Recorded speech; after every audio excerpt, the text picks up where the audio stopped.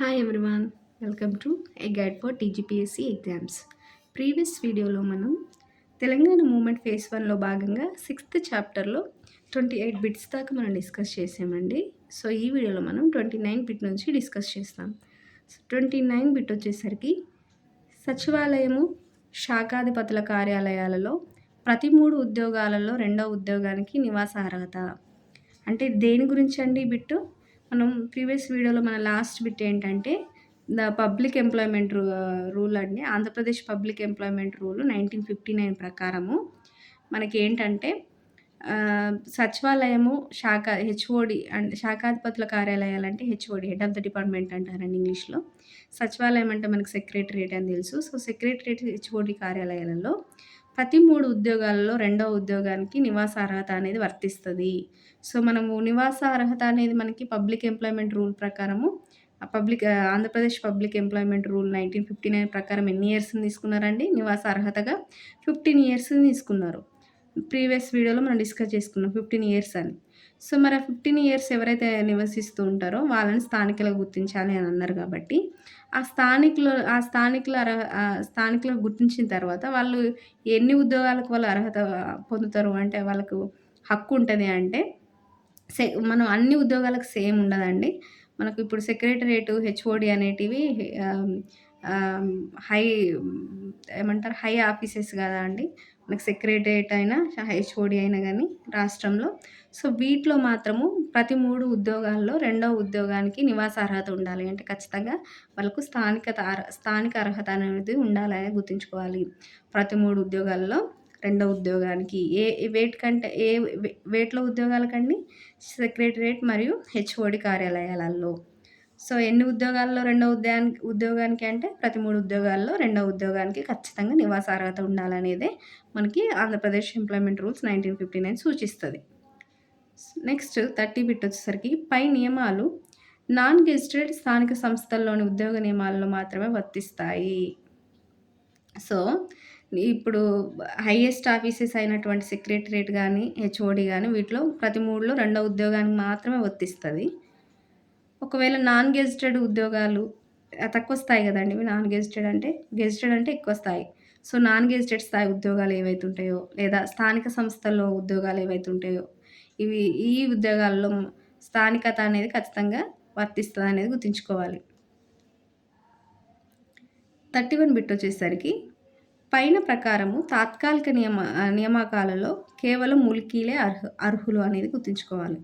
So మనకి public employment rule ప్రకారము తాత్కాలిక నియామకాలు ఉంటాయి గానీ టెంపరరీ ఎంప్లాయ్‌మెంటు.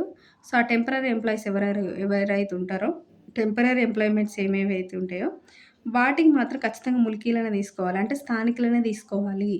తాత్కాలిక నియామకాలలో స్థానికేతరులను తీసుకోవద్దు అని జెప్పి గూడా మనకి ఈ ఈ ఈ యాక్ట్ లేదా ఈ rule public employment rules of Andhra Pradesh 1959లో మనకి తెలియజేస్తుందండి.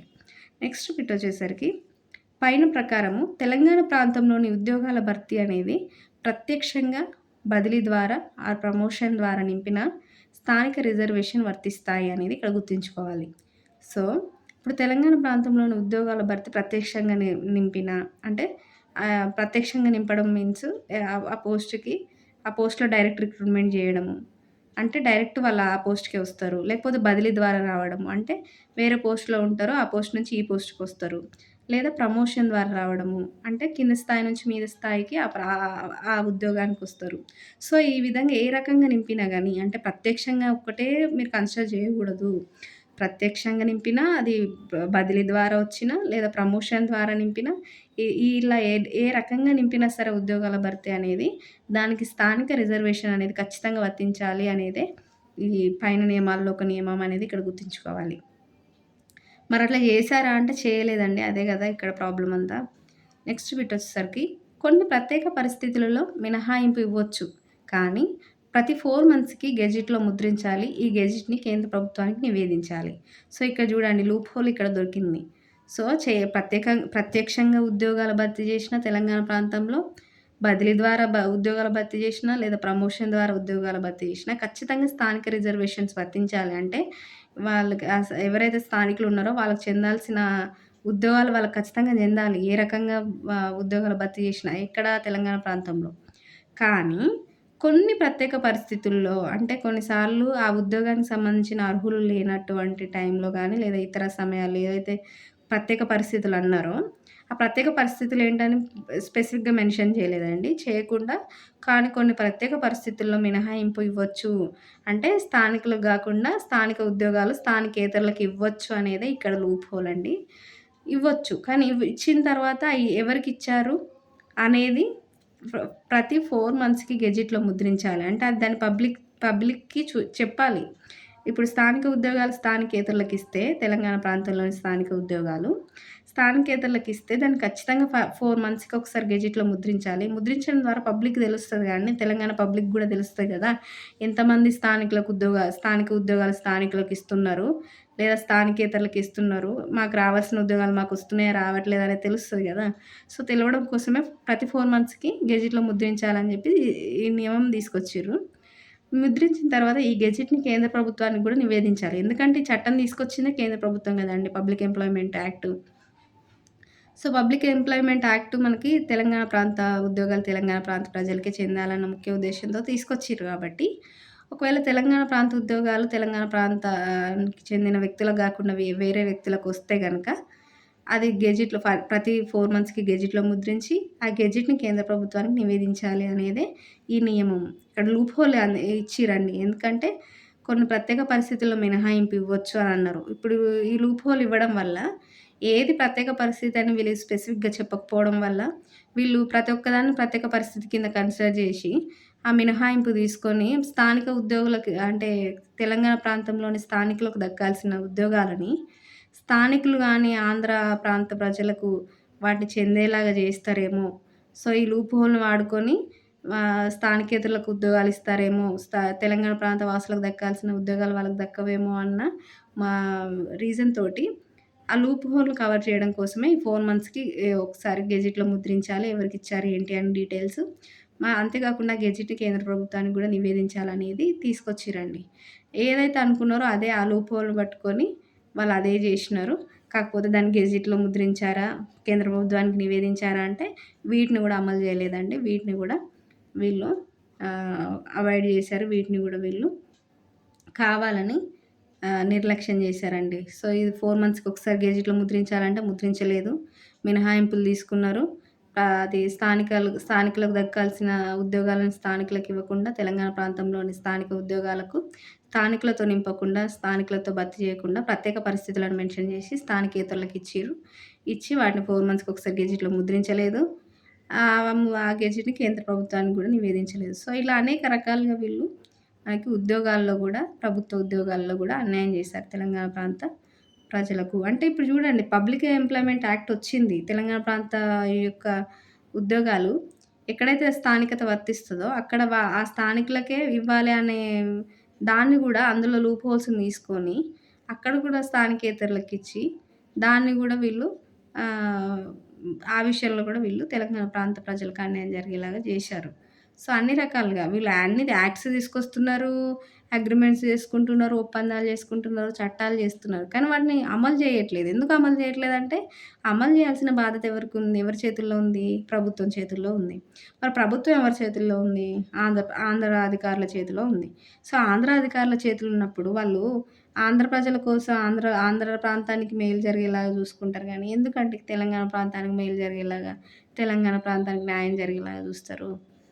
సో, నెక్స్ట్ బిట్ వచ్చేసరికి మినహాయింపు రూల్‌ని బట్టి 1968 మే నాటికి 1730 సందర్భాల్లో ఉద్యోగాల భర్తీ జరిగింది. As per government record. ఇప్పుడు ఇక్కడ మనకు మినహాయింపు అని చెప్పారు గానీ, కొన్ని ప్రత్యేక పరిస్థితుల్లో మినహాయింపు ఇయ్యొచ్చు అని. ఆ మినహాయింపు రూల్‌ని పట్టుకొని వీళ్ళు ఎంతమందిని ఉద్యోగాల భర్తీ చేశారు అంటే మొత్తం 1730 సందర్భాలు అంటే అన్ని సార్లు 1730 సందర్భాల్లో ఉద్యోగాల భర్తీ జరిగిందనేది యాస్ పర్ గవర్నమెంట్ రికార్డ్ అండి. ఎప్పటి నాటికి మరి ఇది? జస్ట్ 1968 నాటికి. అంటే మనకిది పబ్లిక్ ఎంప్లాయ్‌మెంట్ రూలు మనకి 1959లో కదండీ వచ్చింది.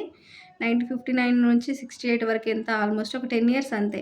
10 ఇయర్స్ లోపలనే 1730 సందర్భాలలో ఈ మినహాయింపు రూల్‌ని పట్టుకొని స్థానికులకు దక్కాల్సిన ఉద్యోగాలు స్థానికులకు ఇవ్వకుండా స్థానికేతరులకు ఇచ్చారు అనేదే ఇక్కడ మనం గుర్తుంచుకోవాల్సిన విషయం. ఇది యాజ్ పర్ గవర్నమెంట్ రికార్డ్ అండి. అంటే ప్రైవేట్ రికార్డో లేకపోతే ప్రైవేట్ వ్యక్తుల నిర్ధారణ కాదు. ఇది గవర్నమెంట్ రికార్డు.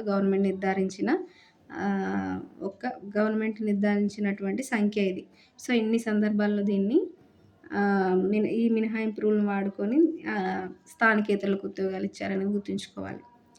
నెక్స్ట్ బిట్ వచ్చేసరికి 1968లో రీజనల్ కమిటీ మాజీ చైర్మన్ హయగ్రీవాచారి ఈ స్థానికేతరుల భర్తీని సమీక్షించాలని కోరాడు. దీనికి స్పందిస్తూ ఏపీ గవర్నమెంట్ 1968 ఏప్రిల్ 30న సెక్రటరేట్‌లోని వివిధ శాఖల ఉన్నతాధికారులకు అక్రమంగా ఎలాంటి మినహాయింపులు లేకుండా భర్తీ చేయబడిన స్థానికేతరులని వెంటనే ఉద్యోగాల నుంచి తొలగించాలని ఆదేశించింది. కానీ ఎవరు తొలగించబడలేదు. చూసారా అండి? ఇప్పుడు ఏమైంది? యాజ్ పర్ గవర్నమెంట్ రికార్డు వీళ్ళు ఇన్ని సందర్భాల్లో ఈ మినహాయింపు రూల్‌ని పట్టుకొని స్థానికేతరులకు ఉద్యోగాలు ఇచ్చారని చెప్పినారు 1730 సందర్భాల్లో అని. సో, 1968లో మనకి రీజనల్ కమిటీ మాజీ చైర్మన్ అయినటువంటి హయగ్రీవాచారి ఎవరైతే ఉన్నారో ఈయన ఏమని అడిగాడంటే అసలు ఈ స్థానికేతరుల భర్తీని సమీక్షించాలి. ఇప్పుడు 1730 సందర్భాల్లో జరిగిందని అంటున్నారు. మీరు సందర్భాలే చెప్తున్నారు కానీ మరి అన్ని సందర్భాల్లో ఎన్ని ఉద్యోగాలను భర్తీ చేసిర్రు అట్లా? ఉద్యోగాలు ఎంతమందికి ఇచ్చిర్రని చెప్పట్లే. అన్ని సందర్భాలలో ఈ మినహాయింపు రూల్‌ని వాడినామని చెప్తున్నారు కానీ మొత్తం ఎంతమందికి ఇట్లా స్థానికేతరులకు ఉద్యోగం ఇచ్చిర్రని చెప్పట్లా. సో, మరి ఎంతమందికి ఇచ్చారు? ఆ స్థానికేతరుల భర్తీని సమీక్షించాలని ఎవరు కోరారు అనేది ఇంపార్టెంట్ అండి. ఎవరు కోరారు? 1968లో రీజనల్ కమిటీ మాజీ చైర్మన్ హయగ్రీవాచారి కోరారండి. కోరితే దానికి స్పందిస్తూ ఏపీ గవర్నమెంటు 1968 ఏప్రిల్ 30న ఏం చేసిందనంటే సెక్రటరేట్‌లోని వివిధ శాఖల ఉన్నతాధికారులకు ఆదేశించిందండి. సో, సెక్రటరేట్‌లోని వివిధ శాఖల ఉన్నతాధికారులకు ఆయా శాఖల్లో ఎవరైతే అక్రమంగా ఎలాంటి మినహాయింపులు లేకుండా ఇప్పుడు మినహాయింపు కింద చేసిన వాళ్ళు ఇన్ని సందర్భాల్లో నియమించబడ్డారని ఉంది. మరి మినహాయింపు లేకుండా ఇంకెంతమంది అక్రమంగా నియమించబడ్డరు? అది ఇంకా లెక్క లేదు. దానికి ఇంకా లెక్కే లేదు. దీనికి లెక్కలేదు. మినహాయింపు రూల్‌ని పట్టుకొని ఎంతమంది స్థానికేతరులకు ఇచ్చారు అనేది లెక్కలేదు. అసలు ఆ రూలే పాటించకుండా అక్రమంగా ఎంతమంది స్థానికేతరులకు ఇచ్చారనేది లెక్కలేదు. సో, కనీసం దీన్నైనా లెక్క పెట్టండి. అక్రమంగా ఎలాంటి మినహాయింపులు లేకుండా భర్తీ చేయబడిన స్థానికేతరులు ఎవరైతే ఉన్నారో వాళ్ళని వెంటనే ఉద్యోగాల నుంచి తొలగించాలని ఆదేశించిందండి. సో, మినహాయింపు రూల్ ఏదైతే ఉందో ఈ రూల్‌ని బట్టి అక్రమంగా నియమించబడినప్పటికీ వీళ్ళు మినహాయింపు రూల్‌ని పట్టుకొని ఆ లూప్ హోల్‌ని పట్టుకొని నియమించబడ్డారు. సో, వాళ్ళ మీద ఎటువంటి యాక్షన్ తీసుకోవడానికి లేదు. ఎందుకంటే వాళ్ళు మినహాయింపు రూల్, లూప్ హోల్ కాబట్టి వాళ్ళు దాన్ని పట్టుకొని దాన్ని బేస్ చేసుకొని నియమించబడిన వాళ్ళు కాబట్టి. అట్‌లీస్ట్ ఆ మినహాయింపు రూల్‌ని పట్టించుకోకుండా అక్రమంగా ఎవరైతే నియమించబడ్డారో ఆ మినహాయింపు రూల్ కూడా పాటించకుండా అక్రమంగా ఎవరైతే స్థానికేతరులు నియమించబడ్డారో వాళ్ళని వెంటనే ఆ ఉద్యోగాల నుంచి తొలగించాలని ఆదేశించింది ఏపీ గవర్నమెంట్. మరి ఆదేశిస్తే అట్‌లీస్ట్ వాళ్ళనన్నా తొలగించారా అంటే కానీ వాళ్ళని కూడా తొలగించలేదండి. అంటే ఇక్కడ చూడండి ఇప్పుడు ఈ లూప్ హోల్‌ని పట్టుకొని నియమించబడిన వాళ్ళకి నష్టం జరగలేదు. మినహాయింపు రూల్‌ని అసలు పట్టించుకోకుండా మొత్తం అక్రమంగా స్థానికేతరులకు ఇచ్చిన డైరెక్ట్‌గా అది క్లియర్ కట్ కళ్ళకి తెలుస్తున్నా రికార్డ్స్‌లో తెలుస్తున్నా సరే అటువంటి వాళ్ళ మీద కూడా ఎటువంటి యాక్షన్ తీసుకోలేదు. ఎందుకంటే కావాలని చేసిన దానికి ఎందుకు యాక్షన్ తీసుకుంటారండి? అన్నీ తెలిసే అన్నీ కావాలనే చేసినారు. కావాలనే స్థానికేతరులకు ఇచ్చుకున్నారు. ఎందుకంటే వాళ్ళ డామినెన్స్ పెరగాలి. వాళ్ళ వ్యక్తులు అందరూ బాగుండాలి. వాళ్ళ ప్రాంత ప్రజలు మంచిగుండాలి అనేదే వాళ్ళ ఉద్దేశం కాబట్టి. నెక్స్ట్ బిట్ విద్యుత్ బోర్డు శాఖ ప్రయోజనాల్లో ఆంధ్ర ప్రాంతానికి, తెలంగాణ ప్రాంతానికి విడివిడిగా పరీక్షలు జరిగేవి. సో, ఏంటంటే ఇప్పుడు ఇవన్నీ ఎందుకు డిస్కస్ చేస్తున్నామండి. సో, ఇన్ని రకాలుగా మనకు తెలంగాణ ప్రాంత ప్రజలు మోసపోయారు. ఇన్ని రకాలుగా తెలంగాణ ప్రాంతానికి అన్యాయం జరిగిందనేదే ఇక్కడ మనం డిస్కస్ చేస్తున్నామండి. సో, విద్యుత్ బోర్డు శాఖకు ప్రమోషన్లు జరిగేటియండి. సో, విద్యుత్ బోర్డు శాఖలో ప్రమోషన్లు జరగాలంటే ఆంధ్ర ప్రాంతానికి, తెలంగాణ ప్రాంతానికి విడివిడిగా పరీక్షలు జరిగేవండి. దేనికోసము? ప్రమోషన్స్ కోసము. ఏ డిపార్ట్మెంట్‌లో? విద్యుత్ బోర్డు శాఖలో. సో, విద్యుత్ బోర్డు శాఖలో ప్రమోషన్లు కావాలంటే ఇంటర్నల్‌గా ఎగ్జామ్స్ జరిగేవండి. ప్రమోషన్స్ కోసం ఇవి. సో, ఆల్రెడీ ఉన్న పోస్ట్ నుంచి ఇంకా పై పోస్ట్‌కి ప్రమోషన్ పొందాలనంటే ఎగ్జామ్స్ జరిపేవాళ్ళు. మరి ఆ ఎగ్జామ్స్ అనేటివి ఆంధ్ర ప్రాంతానికి, తెలంగాణ ప్రాంతానికి సేమ్ ఉండేటియండి అంటే లేదండి. విడివిడిగా జరిగేటియి అప్పటిదాకా. ఎందుకనంటే ఆంధ్ర ప్రాంత ప్రజలకు ఇంగ్లీష్ మీద పట్టెక్కువ. తెలంగాణ ప్రాంత ప్రజలకి ఇంగ్లీష్ మీద ఎక్కువ పట్టు ఉండేది. ఎందుకు అనంటే అది మనకి హిస్టారికల్‌గానే ఆంధ్ర ప్రాంతం అనేది బ్రిటిష్ వాళ్ళ పాలనలో ఉన్నటువంటి ప్రాంతము. తెలంగాణ ప్రాంతం అనేది నిజాంలాగా పాలన కింద ఉన్నటువంటి ప్రాంతం. ఎప్పటికి? స్వాతంత్రం వచ్చే నాటికి.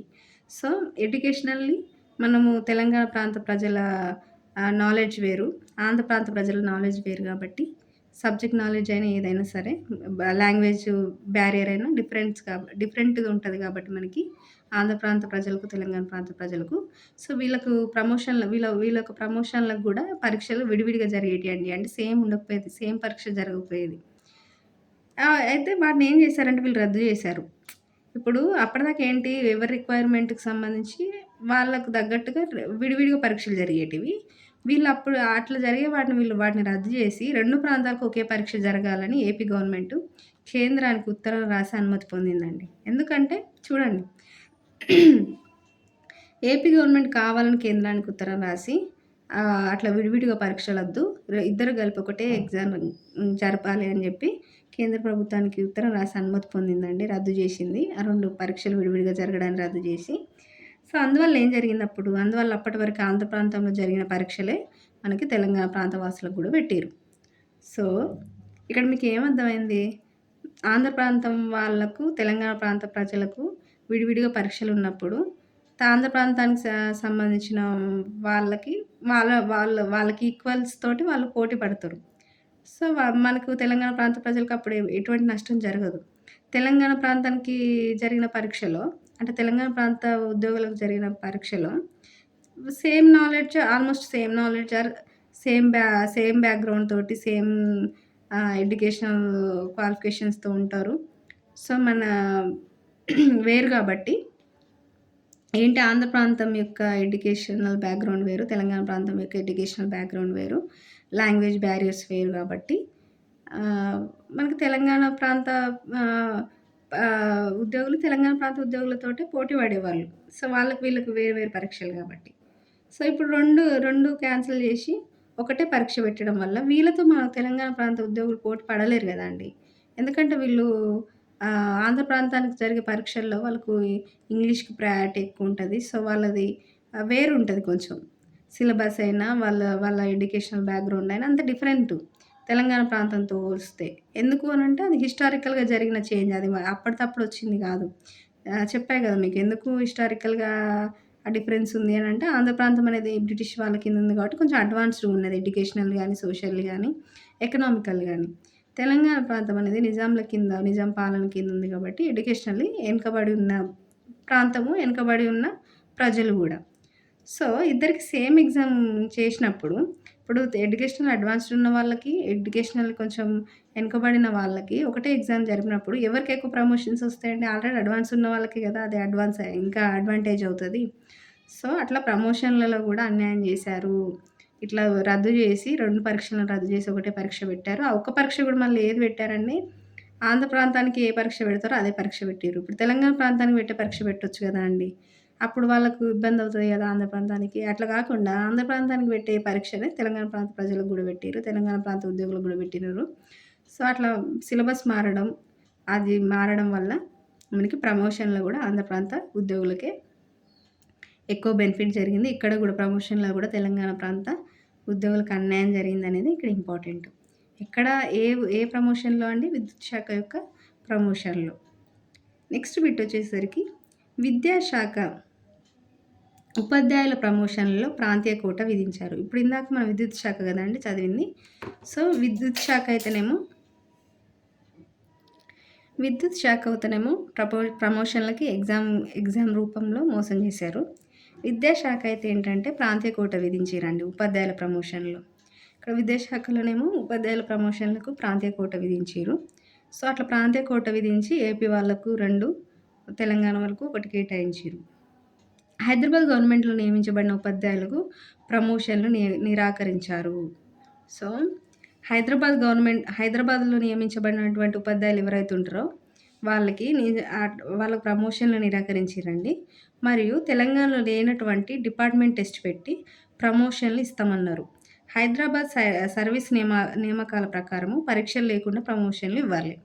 సో, మనకు అప్పటిదాకా ఏంటంటే హైదరాబాద్ సర్వీస్ నియామకాల ప్రకారం ఏంటంటే పరీక్షలు లేకుండానే ప్రమోషన్‌లు ఇచ్చేవాళ్ళండి. తెలంగాణ ప్రాంతంలో. ఎక్కడ దేంట్లో విద్యాశాఖలో. కానీ వీళ్ళేం జేషిర్రు కొత్తగా ఇప్పుడు అదేంటి వాళ్ళకి నచ్చినట్టు ఎగ్జామ్ బెట్టి వాళ్ళే అధికారులు వాళ్ళదే గవర్నమెంట్ గాబట్టి వాళ్ళే పేపర్‌లు లీక్ జేసుకుంటారు. ఇంకేమైనా జేసుకుంటారు. సో, అట్లా లూప్ హోల్స్‌ని పట్టుకొని కొత్తగా ఒక పరీక్ష ఇప్పుడు ప్రమోషన్‌లు గావాలంటే ఎగ్జామ్ రాయాలి అని జెప్పి డిపార్ట్‌మెంట్ టెస్ట్ అని పెట్టి వాళ్ళకి ప్రమోషన్స్ ఇచ్చుకున్నారండి. సో, ఇట్లా విద్యాశాఖలో గూడా ఉపాధ్యాయుల ప్రమోషన్‌లో అన్యాయం జరిగింది. ప్రాంతీయ కోటా విధించి ఏపీ వాళ్ళకేమో 2, తెలంగాణ వాళ్ళకేమో 1 అని జెప్పి ఇట్లా డివైడ్ జేసి ప్రమోషన్‌లకు డిపార్ట్‌మెంట్ టెస్ట్ పెట్టి ఏమంటారు తెలంగాణ ప్రాంతం యొక్క ఉపాధ్యాయులకు ప్రమోషన్‌లు రాకుండా జేశారు. హైదరాబాద్ గవర్నమెంట్‌లో నియమించబడిన ఉపాధ్యాయులకు గూడా ప్రమోషన్‌లు ఇవ్వలేదు అనేది ఇక్కడ గుర్తుంచుకోవాలి. సో, విద్యాశాఖలో గూడా అన్యాయం జరిగింది. ఇక్కడికి మనం ఈ వీడియోని క్లోజ్ చేద్దామండి. మన నెక్స్ట్ వీడియోలో కవర్ చేద్దాం. Thank you.